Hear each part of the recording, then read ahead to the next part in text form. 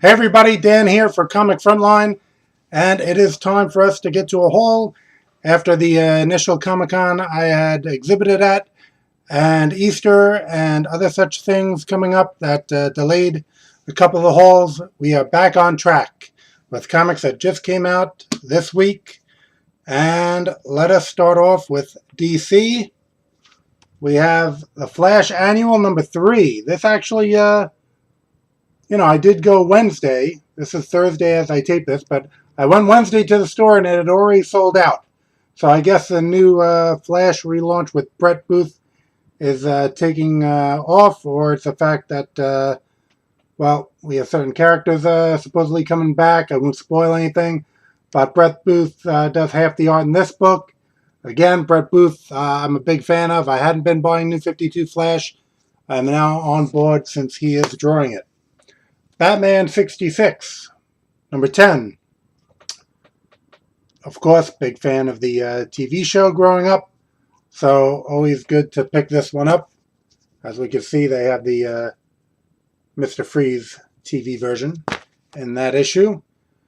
Batman Beyond Universe. I had been picking this up for Iban Salos' art. He doesn't have any art in this. I did flip through it. Looks like a somewhat interesting storyline, so I did pick it up. Already into Marvel. Let's see what we have here. Wolverine, which I usually don't purchase Wolverine titles. Let's see, Rafael Sandoval? No, Gerardo Sandoval. Maybe that's Rafael's brother. Rafael Sandoval, I believe, was a guy doing Catwoman for a while. So I did flip through this. The art looked great. Got Thor and Wolverine in this issue as per the cover. So I'm not a steady Wolverine purchaser, but I did get that. Avengers World, number 5. Again, I flipped through it. The art did look very good. Let's see. Stefano Caselli, is it? Yeah. Stefano Caselli does the artwork in this. So, picked it up. All New X-Men 26. That's been a good story by Bendis and art by Immonen. So, I am on board. Oh, can't keep track of which Avengers titles these are. I guess this is just Avengers, but Sal Larroca doing the art. So you have to pick it up. And it is number 28. All right. Avengers Annual. Okay. You see the art here. It says Paul Renaud. He's a French artist who is mainly doing a lot of covers. Let's see. Who was he doing covers for? Dynamite, I believe. So he was doing covers for Dynamite. I guess now he's going to do some interior artwork for Marvel. I mean, with the covers he was doing for Dynamite, I would always look for the Paul Renaud cover. So I'm interested to see what his interiors are going to look like. He's a fantastic artist. I do have a pinup that I had gotten from him at a New York Comic-Con that I will be publishing in Argo Comics. It's a pinup of Gladiatra of Argo 5. So yeah, be interesting to see him do the jump to Marvel. And speaking of Marvel and jumping, because he's jumping on the cover, it is The Amazing Spider-Man number 1. I guess this is the first issue I have bought of Spider-Man since I guess since Doc Ock took him over. So I had protested and picketed that, I guess, and now I am back on slot still. Humberto Ramos, I guess I could look at the art to make up for whatever slot has planned. So I'll go through this, see what's what. As with New 52 Superman, when they were doing Adventures Superman, I'm not just going to automatically buy it because, oh, yay, Peter's back. If they're bad creators, I I don't really need it. I mean, I have enough comics to read, as you can see by these big holes. Um, but yeah, of course, I was rooting for Peter to come back. So we'll see what all the hubbub. Actually, my comic store sold out on that one as well. Within like I think an hour, someone came in and was purchasing most of them. So I guess those speculators are still out there. Maybe the people who have a whole pile of Death of Superman will now have a whole pile of Peter Parker coming back. All right, a couple trades came in. Flex Mentallo. Okay, Grant Morrison, Frank Whiteley. This was I guess this trade was held up with lawsuits. I believe from the Charles Atlas estate, being that they, I mean, this was heavily influenced by the old Charles Atlas ads that were in comic books. Hero of the Beach, I believe it was called. And in actuality, Michael T. Gilbert, creator of Mr. Monster, who I always applaud for, a great comic creation and being a great comic creator, he did an article about this whole Charles Atlas ads, and I'd actually been in contact with him for a cover of Argo 5, and we got to talking about the Charles Atlas thing, and I was actually, I don't bring this up, I guess, a lot on the comics podcast, but I am a pro bodybuilder with the WNBF, World Natural Bodybuilding Federation. And, of course, comics is where I first saw all the muscular people that I would someday aspire to be, as far as thinking that's the physique you're supposed to have. So, I went over the memories of the Charles Atlas ads at the back then. I had never actually ordered it, but actually my letter got put into an issue of Alter Ego. So if you perhaps search Alter Ego and Charles Atlas, you'll find out what issue that was. But yeah, and they were nice enough to send me a complimentary copy of the issue. So that was nice of them. But this comic was somewhat critically acclaimed. I have the issue somewhere, but this will make tracking them down a whole lot easier. I like, sometimes they get me with me buying the issues and then getting the trade. So this is one of those instances. There's some extras in there, and I do like the extras. And talking about trades, Thunder Agents, Volume 3. As I mentioned, publishing Argo 5 as an independent superhero team, Thunder Agents somewhat paved the way. I mean, you had Marvel and DC properties, and they had their super teams, but there wasn't really, I guess, Crusaders, Mighty Crusaders with Gold Key at the time. I guess that was one of, or Charlton.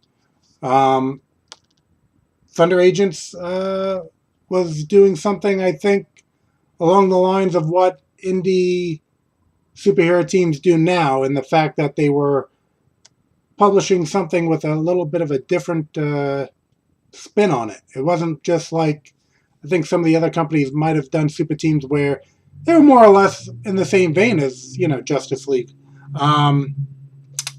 This was really like, okay, let's do something different.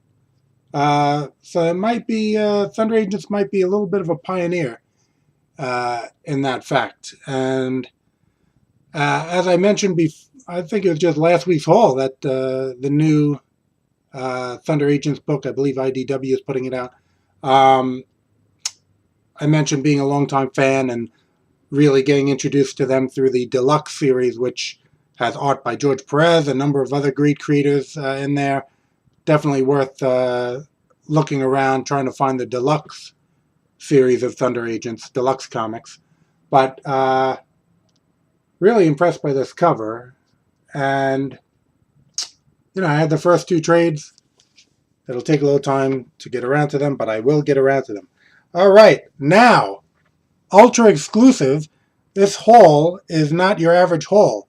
Yeah, I went to the comic store. I bought all that Now we are getting into books that I have received from Indy Planet.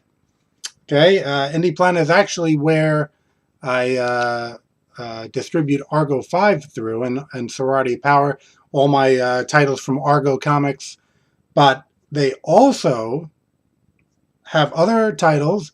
I'm not some comic snob thinking my book might be the only good thing coming out of that place, because I have bought books from there and many books which I've enjoyed.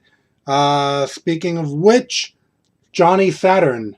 Okay, this is issue number 15 already. So I have all the issues. And Scott Story has been putting this out pretty regularly. And I have enjoyed the book. And Johnny Saturn 15 and 16. Sometimes it seems like he kind of piles up a couple issues and then puts them out at once. So it doesn't matter what order they're coming out of, I will get them. And I have enjoyed the book. Johnny Saturn, somewhat popular among indie superhero circles, and with good reason. All right. This is Face Value Comics number 1 by Sky Owens. Now, again, being a big independent superhero and comic book fan, Sky Owens, I know he had done work for Antarctic Press and London Night Studios. He had Demonique, and I know he did some work on Spandex Tights. So he actually is a creator that I followed for a long time, and he's been distributing comics through Indy Planet as well, and I have bought whatever I've seen him put out because I enjoy his work. So here's Face Value Comics number 1. He's somewhat, I do like the Antarctic Press, what's called like American manga, and he's somewhat in that same vein, but I've always enjoyed his work. He puts out a book from Indy Planet. I see it, I buy it. Here's a book that I hadn't heard any pre-press on. Omni-Men. Now this says 0.1. Hopefully they're not taking their cue from Marvel on the numbering. But as you can see, they kind of they go in tribute to great properties that I really love. The Hanna-Barbera World of Super Adventure. I'm going to try to pop in with the camera here to show you. This is kind of like, as you can see, a bit of a Space Ghost riff going on there. This looks a bit like a Mitor type thing going on. And the Herculoids, probably Mitor and the Herculoids probably being two of my favorite properties from that. Probably Herculoids even more. I also like the Genie Shazam. Not to be confused with Shazam. Shazam. And we got something with the... What does that say here? Also in this issue, The School of Dude, in which comic legend Steve Rude gives advice to aspiring comic creators. So that's pretty cool. Yeah, so loving those properties. I was willing to just give this a shot. I love those properties so much that actually in Argo 5 number 10, the book I put out, I had actually had my own tributes to the Hanna-Barbera superheroes going on. So, again, really great properties. They're not doing anything with them. I'd like to see them. At one point, they revived Space Ghost in comics. I think Olivetti did the art on that. It was very nice. But it seems like they're much more concerned with 80s properties over 60s or 70s properties. But I would like to see them do something like that. A revitalization with those characters. Not just making them a joke, as in Space Ghost Coast to Coast or Harvey Birdman Attorney. I would like to see, these characters revived and, done well.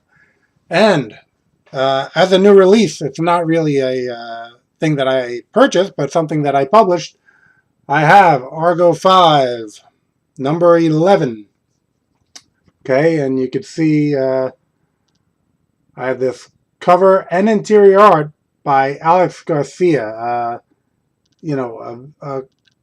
wildly talented artist who just did a fantastic job on this issue. Colors by Giuseppe Pica. I have a number of pinups in the back. Let's see.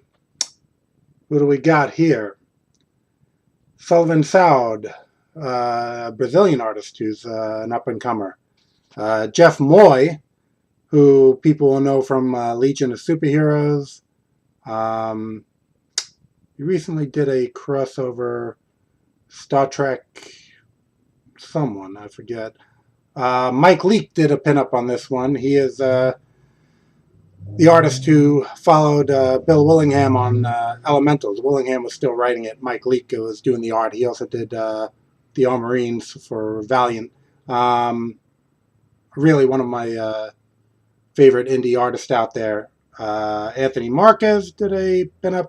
My friend Johnny Barlante did a pinup. And we had Todd Nork do a pinup. Todd Nork doing the Nightcrawler series right now. And Invincible Universe. He's really one of my favorite comic creators. I was fortunate enough to get a pinup from him.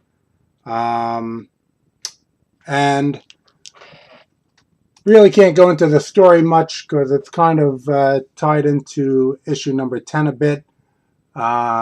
Anything I'm kind of saying will be a bunch of spoilers. But,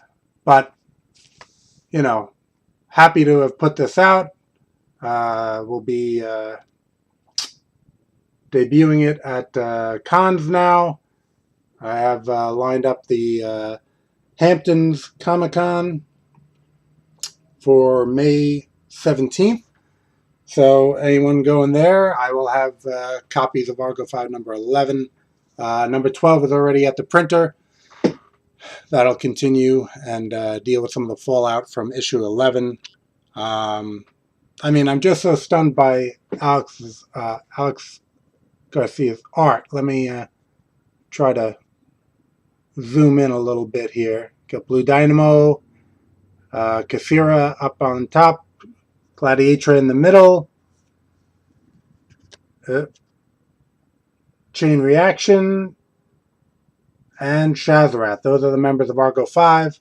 As anyone knows, putting out comics, it's a labor of love. And I loved his work on this issue. And I'm very proud to have put this out. So, there you go. We had Marvel, DC, Indy Planet being real indies. There are a number of indie titles. Sometimes I see some, comic reviews or podcast where they're going to say, okay, we're going to cover one Marvel, one DC, and one indie. And it seems like the indie is, part of what's now, what they call the Big Five or the Big Seven. It's not really like, I like to see some of these, if you look out there, I know it's easy to just go along and say, okay, I'm going to find what everyone's talking about. But sometimes if you go out, do a little legwork, like I said, for me, Indy Planet, I search through there, look through the new releases. I find creators and projects that really speak to me. And, I support those books. So, these Indy Planet Hall comics are really something special. And, at some point, when these people perhaps hit it big, and you'll say, I was there supporting them from the beginning when they really needed it. So, at any rate, that does it for the haul, and keep coming back to Comic Frontline, our YouTube channel, comicfrontline.blogspot.com, for all the comics news that's coming out, And thanks for watching the video.